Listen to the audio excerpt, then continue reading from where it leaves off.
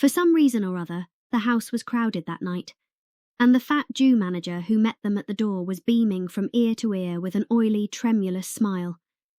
He escorted them to their box with a sort of pompous humility, waving his fat jewelled hands and talking at the top of his voice. Dorian Gray loathed him more than ever. He felt as if he had come to look for Miranda and had been met by Caliban. Lord Henry, upon the other hand, rather liked him. At least he declared he did, and insisted on shaking him by the hand, and assured him that he was proud to meet a man who had discovered a real genius and gone bankrupt over Shakespeare. Hallward amused himself with watching the faces in the pit. The heat was terribly oppressive, and the huge sunlight flamed like a monstrous dahlia with petals of fire. The youths in the gallery had taken off their coats and waistcoats and hung them over the side. They talked to each other across the theatre and shared their oranges with the tawdry painted girls who sat by them. Some women were laughing in the pit. Their voices were horribly shrill and discordant. The sound of the popping of corks came from the bar. "What a place to find one's divinity in," said Lord Henry. "Yes," answered Dorian Gray. "it was here I found her, and she is divine beyond all living things. When she acts, you will forget everything. These common people here, with their coarse faces and brutal gestures, become quite different when she is on the stage. They sit silently and watch her. They weep and laugh as she wills them to do. She makes them as responsive as a violin. She spiritualizes them, and one feels that they are of the same flesh and blood as oneself." "Oh, I hope not," murmured Lord Henry, who was scanning the occupants of the gallery through his opera glass. "Don't pay any attention to him, Dorian," said Hallward. "I understand what you mean, and I believe in this girl. Anyone you love must be marvellous, and any girl that has the effect you describe must be fine and noble. To spiritualize one's age, that is something worth doing. If this girl can give a soul to those who have lived without one, if she can create the sense of beauty in people whose lives have been sordid and ugly, if she can strip them of their selfishness and lend them tears for sorrows that are not their own, she is worthy of all your adoration, worthy of the adoration of the world. This marriage is quite right. I did not think so at first, but I admit it now. God made Sybil Vane for you. Without her you would have been incomplete." "Thanks, Basil," answered Dorian Gray, pressing his hand. "I knew that you would understand me. Harry is so cynical, he terrifies me. But here is the orchestra. It is quite dreadful, but it only lasts for about 5 minutes. Then the curtain rises, and you will see the girl to whom I am going to give all my life, to whom I have given everything that is good in me." A quarter of an hour afterwards, amidst an extraordinary turmoil of applause, Sybil Vane stepped onto the stage. Yes, she was certainly lovely to look at. One of the loveliest creatures, Lord Henry thought, that he had ever seen. There was something of the fawn in her shy grace and startled eyes. A faint blush, like the shadow of a rose in a mirror of silver, came to her cheeks as she glanced at the crowded, enthusiastic house. She stepped back a few paces, and her lips seemed to tremble. Basil Hallward leaped to his feet and began to applaud. Dorian Gray sat motionless, gazing on her like a man in a dream. Lord Henry peered through his opera glass, murmuring, "Charming, charming." The scene was the hall of Capulet's house, and Romeo in his pilgrim's dress had entered with Mercutio and his friends. The band, such as it was, struck up a few bars of music, and the dance began. Through the crowd of ungainly, shabbily dressed actors, Sybil Vane moved like a creature from a finer world. Her body swayed as she danced, as a plant sways in the water. The curves of her throat were like the curves of a white lily. Her hands seemed to be made of cool ivory. Yet she was curiously listless. She showed no sign of joy when her eyes rested on Romeo. The few lines she had to speak. "Good pilgrim, you do wrong your hand too much, which mannerly devotion shows in this. For saints have hands that pilgrims' hands do touch, and palm to palm is holy palmer's kiss." With the brief dialogue that follows, were spoken in a thoroughly artificial manner. The voice was exquisite, but from the point of view of tone it was absolutely false. It was wrong in colour. It took away all the life from the verse. It made the passion unreal. Dorian Gray grew pale as he watched her. Neither of his friends dared to say anything to him. She seemed to them to be absolutely incompetent. They were horribly disappointed. Yet they felt that the true test of any Juliet is the balcony scene of the second act. They waited for that. If she failed there was nothing in her. She looked charming as she came out in the moonlight. That could not be denied. But the staginess of her acting was unbearable and grew worse as she went on. Her gestures became absurdly artificial. She overemphasized everything that she had to say. The beautiful passage. Thou knowest the mask of night is on my face. Else would a maiden blush bepaint my cheek. For that which thou hast heard me speak tonight was declaimed with the painful precision of a schoolgirl who has been taught to recite by some second-rate professor of elocution. When she leaned over the balcony and came to those wonderful lines, Although I joy in thee, I have no joy of this contract tonight. It is too rash, too unadvised, too sudden, too like the lightning which doth cease to be. Ere one can say, it lightens. Sweet good night. This bud of love by summer's ripening breath may prove a beauteous flower when next we meet. She spoke the words as if they conveyed no meaning to her. It was not nervousness. Indeed, so far from being nervous, she seemed absolutely self-contained. It was simply bad art. She was a complete failure. Even the common uneducated audience of the pit and gallery lost their interest in the play. They got restless and began to talk loudly and to whistle. The Jew manager, who was standing at the back of the dress circle, stamped and swore with rage. The only person unmoved was the girl herself. When the second act was over, there came a storm of hisses, and Lord Henry got up from his chair and put on his coat. She is quite beautiful, Dorian, he said. but she can't act. Let us go. I'm going to see the play through, answered the lad, in a hard, bitter voice. I am awfully sorry that I have made you waste an evening, Harry. I apologise to both of you. My dear Dorian, I should think Miss Vane was ill, Interrupted Hallward. We will come some other night. I wish she was ill. He rejoined. But she seems to me to be simply callous and cold. She has entirely altered. Last night she was a great artist. Tonight she is merely a commonplace, mediocre actress. Don't talk like that about anyone you love, Dorian. Love is a more wonderful thing than art. They are both simply forms of imitation. Murmured Lord Henry. But do let us go, Dorian. You must not stay here any longer.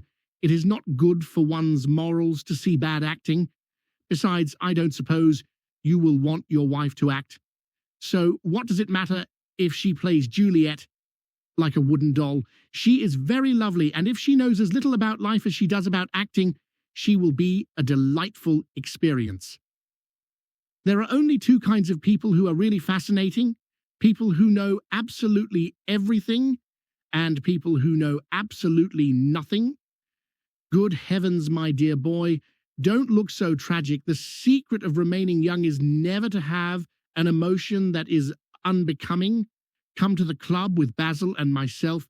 We will smoke cigarettes and drink to the beauty of Sybil Vane. She is beautiful. What more can you want? Please go away, Harry, cried the lad. I really want to be alone. Basil, you don't mind my asking you to go? Ah, can't you see that my heart is breaking? The hot tears came to his eyes.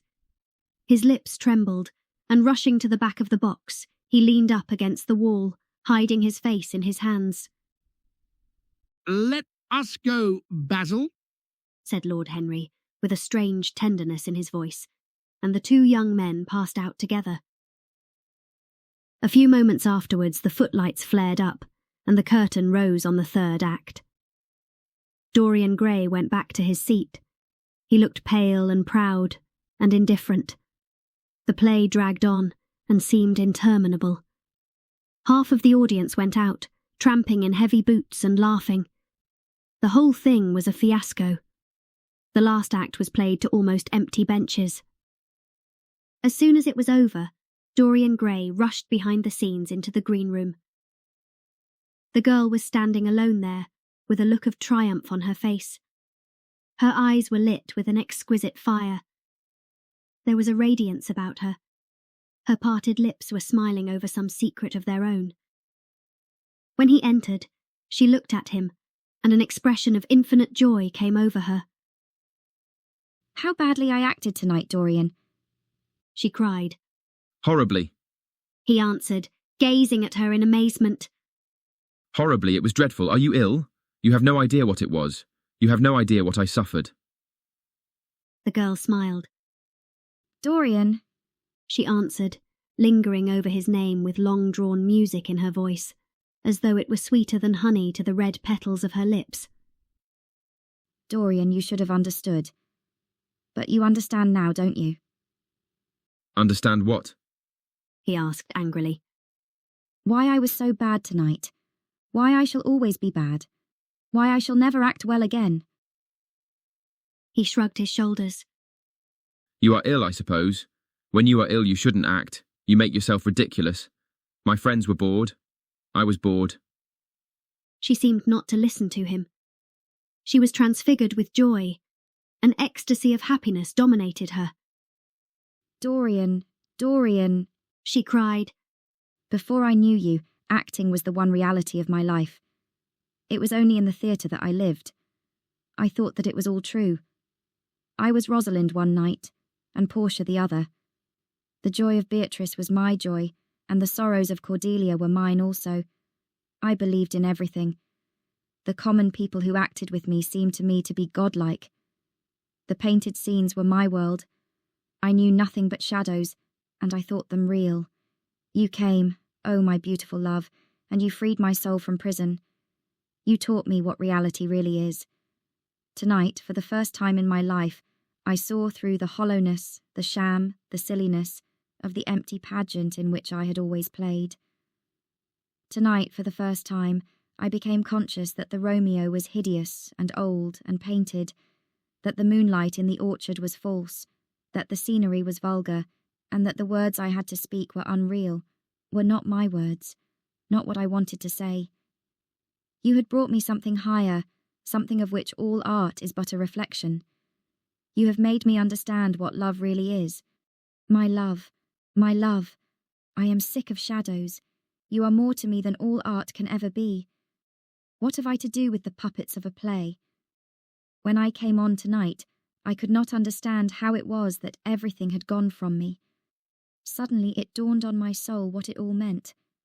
The knowledge was exquisite to me. I heard them hissing, and I smiled. What should they know of love? Take me away, Dorian. Take me away with you, where we can be quite alone. I hate the stage. I might mimic a passion that I do not feel, but I cannot mimic one that burns me like fire. Oh, Dorian, Dorian, you understand now what it all means. Even if I could do it, it would be profanation for me to play at being in love. You have made me see that. He flung himself down on the sofa and turned away his face. You have killed my love, he muttered. She looked at him in wonder and laughed. He made no answer. She came across to him and stroked his hair with her little fingers. She knelt down and pressed his hands to her lips. He drew them away, and a shudder ran through him. Then he leaped up and went to the door. Yes, he cried. You have killed my love. You used to stir my imagination. Now you don't even stir my curiosity. You simply produce no effect. I loved you because you were wonderful, because you had genius and intellect, because you realized the dreams of great poets and gave shape and substance to the shadows of art. You have thrown it all away. You are shallow and stupid. My God, how mad I was to love you. What a fool I have been. You are nothing to me now. I will never see you again. I will never think of you. I will never mention your name. You don't know what you were to me once. Why once? Oh, I can't bear to think of it. I wish I had never laid eyes upon you. You have spoiled the romance of my life. How little you can know of love if you say it mars your art. What are you without your art? Nothing. I would have made you famous, splendid, magnificent. The world would have worshipped you, and you would have belonged to me. What are you now? A third-rate actress with a pretty face. The girl grew white and trembled. She clinched her hands together, and her voice seemed to catch in her throat. You are not serious, Dorian, she murmured. You are acting. Acting? I leave that to you. You do it so well. He answered bitterly. She rose from her knees, and with a piteous expression of pain in her face, came across the room to him. She put her hand upon his arm and looked into his eyes. He thrust her back. Don't touch me, he cried. A low moan broke from her, and she flung herself at his feet and lay there like a trampled flower. Dorian, don't leave me, she whispered. I am so sorry I didn't act well. I was thinking of you all the time. But I will try. Indeed, I will try. It came so suddenly across me, my love for you. I think I should never have known it if you had not kissed me, if we had not kissed each other. Kiss me again, my love. Don't go away from me. I couldn't bear it. Can't you forgive me for tonight? I will work so hard and try to improve. Don't be cruel to me because I love you better than anything in the world. After all, it is only once that I have not pleased you. But you are quite right, Dorian. I should have shown myself more of an artist. It was foolish of me, and yet I couldn't help it. Oh, don't leave me, don't leave me. A fit of passionate sobbing choked her. She crouched on the floor like a wounded thing, and Dorian Gray, with his beautiful eyes, looked down at her, and his chiselled lips curled in exquisite disdain. There is always something ridiculous about the passions of people whom one has ceased to love. Sybil Vane seemed to him to be absurdly melodramatic. Her tears and sobs annoyed him. I am going, he said at last, in his calm, clear voice. I don't wish to be unkind, but I can't see you again. You have disappointed me. She wept silently and made no answer, but crept nearer to him. Her little hands stretched blindly out and appeared to be seeking for him. He turned on his heel and left the room. In a few moments he was out of the theatre. Where he went to, he hardly knew. He remembered wandering through dimly lit streets with gaunt, black-shadowed archways and evil-looking houses. Women with hoarse voices and harsh laughter had called after him. Drunkards had reeled by cursing and chattering to themselves like monstrous apes. He had seen grotesque children huddled upon doorsteps and had heard shrieks and oaths from gloomy courts. When the dawn was just breaking, he found himself at Covent Garden. Huge carts filled with nodding lilies rumbled slowly down the polished, empty street. The air was heavy with the perfume of the flowers, and their beauty seemed to bring him an anodyne for his pain. He followed into the market and watched the men unloading their wagons. A white-smocked carter offered him some cherries. He thanked him, wondered why he refused to accept any money for them, and began to eat them listlessly. They had been plucked at midnight, and the coldness of the moon had entered into them. A long line of boys carrying crates of striped tulips and of yellow and red roses defiled in front of him, threading their way through the huge jade-green piles of vegetables. Under the portico, with its grey sun-bleached pillars, loitered a troop of draggled, bare-headed girls, waiting for the auction to be over.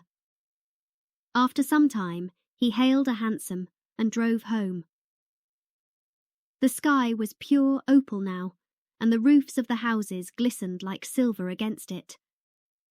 As he was passing through the library towards the door of his bedroom, his eye fell upon the portrait Basil Hallward had painted of him. He started back in surprise, and then went over to it and examined it. In the dim, arrested light that struggled through the cream-coloured silk blinds, the face seemed to him to be a little changed. The expression looked different. One would have said that there was a touch of cruelty in the mouth.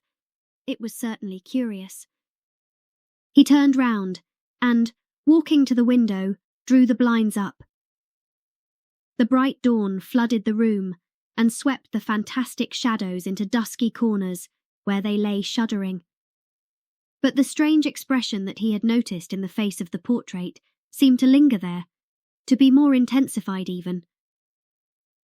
The quivering, ardent sunlight showed him the lines of cruelty round the mouth as clearly as if he had been looking into a mirror after he had done some dreadful thing.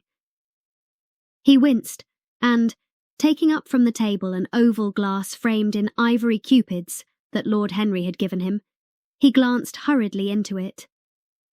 No line like that warped his red lips. What did it mean? He rubbed his eyes and came close to the picture and examined it again. There were no signs of any change when he looked into the actual painting, and yet there was no doubt that the whole expression had altered. It was not a mere fancy of his own. The thing was horribly apparent. He threw himself into a chair and began to think. Suddenly there flashed across his mind what he had said in Basil Hallward's studio the day the picture had been finished. Yes, he remembered it perfectly. He had uttered a mad wish that he himself might remain young and the portrait grow old, that his own beauty might be untarnished, and the face on the canvas bear the burden of his passions and his sins, that the painted image might be seared with the lines of suffering and thought, and that he might keep all the delicate bloom and loveliness of his then just conscious boyhood. Surely his prayer had not been answered. Such things were impossible. It seemed monstrous even to think of them. And yet there was the picture before him, with the touch of cruelty in the mouth. Cruelty. Had he been cruel? It was the girl's fault, not his. He had dreamed of her as a great artist, had given his love to her because he had thought her great. Then she had disappointed him. She had been shallow and unworthy. And yet a feeling of infinite regret came over him as he thought of her lying at his feet sobbing like a little child. He remembered with what callousness he had watched her. Why had he been made like that? Why had such a soul been given to him? But he had suffered also. During the 3 terrible hours that the play had lasted, he had lived centuries of pain, aeon upon aeon of torture. His life was well worth hers. She had marred him for a moment, if he had wounded her for an age. Besides, women were better suited to bear sorrow than men. They lived on their emotions. They only thought of their emotions. When they took lovers, it was merely to have someone with whom they could have scenes. Lord Henry had told him that, and Lord Henry knew what women were. Why should he trouble about Sybil Vane? She was nothing to him now. But the picture? What was he to say of that? It held the secret of his life and told his story. It had taught him to love his own beauty. Would it teach him to loathe his own soul? Would he ever look at it again? No, it was merely an illusion wrought on the troubled senses. The horrible night that he had passed had left phantoms behind it. Suddenly, there had fallen upon his brain that tiny scarlet speck that makes men mad. The picture had not changed. It was folly to think so. Yet it was watching him, with its beautiful marred face and its cruel smile. Its bright hair gleamed in the early sunlight. Its blue eyes met his own. A sense of infinite pity, not for himself, but for the painted image of himself, came over him. It had altered already, and would alter more. Its gold would wither into grey, its red and white roses would die. For every sin that he committed, a stain would fleck and wreck its fairness. But he would not sin. The picture, changed or unchanged, would be to him the visible emblem of conscience. He would resist temptation. He would not see Lord Henry any more. Would not, at any rate, listen to those subtle poisonous theories that in Basil Hallward's garden had first stirred within him the passion for impossible things. He would go back to Sybil Vane, make her amends, marry her, try to love her again. Yes, it was his duty to do so. She must have suffered more than he had. Poor child. He had been selfish and cruel to her. The fascination that she had exercised over him would return. They would be happy together. His life with her would be beautiful and pure.